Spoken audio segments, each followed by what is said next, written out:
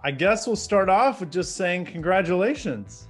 Yeah, thank you. Thank you. Thank you for your hard work. So what happened was when I got stuck in Sri Lanka in December 20, End of December. yeah, end of December. And then when everything happened, we were like, oh, we needed to contact people. So we contacted my advisor, Roberto. We contacted the international office. From their advice, we contacted senators' offices that were really not that responsive much. And then finally, we were like Googling what to do, right? And some people on Google were like, oh, okay, why don't you contact lawyers and stuff? And so we were like, okay, we'll just do that last resort. Like we were thinking, like, how long is this going to take? We were giving it a few months. And we were like, okay, this is not going to work. Found you, I think, on Facebook. By that point, we were looking for lawyers. We just didn't know who. When I told you, like, okay, I can help you, I can get this approved, but we're going to have to file a lawsuit against the consulate, what was your initial reaction to that? What happened was we were thinking, oh, we should wait until, the coronavirus response here in Sri Lanka better. Maybe the embassy will open up by itself. We'll just give it a few months. That's why we delayed in contacting you, actually, but nothing happened. So we decided just to talk to you. Yeah. Well, my theory has, and I tell people this, is always that waiting just leads to more waiting. And they're not going to do anything until you sue them. And if you're waiting for the consulates to reopen or for the pandemic to end, no one can say if that will ever end or when it'll end, Yeah, we exhausted our options. We talked to our senator in Ohio, our congresswoman, and we also contacted the science office of the National Academies of Sciences, where they help scientists who are stuck in administrative processing.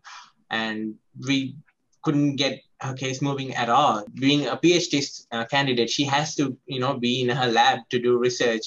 And these excessive delays were just, harming her education. What does it mean for you now that you have this visa? How does that improve your life now that you can get back to the US? Essentially just gives me relief because now I have a date to actually enter the US, start working on my PhD again and finish my PhD. Because what happened was I lost my student funding. Like normally STEM PhD students are funded through the university. And since I wasn't in the US, my funding was cut. So paying for an apartment, like all the bills we had together was just really difficult. Now, at least I have a deadline where they can put me back on the payroll. I can start contributing, like it's a relief. Where do you think you'd be right now if we hadn't filed the lawsuit? I'll probably still be waiting.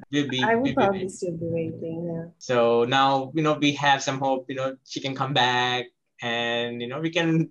Yeah, we've been together 7 years. We've never been separated.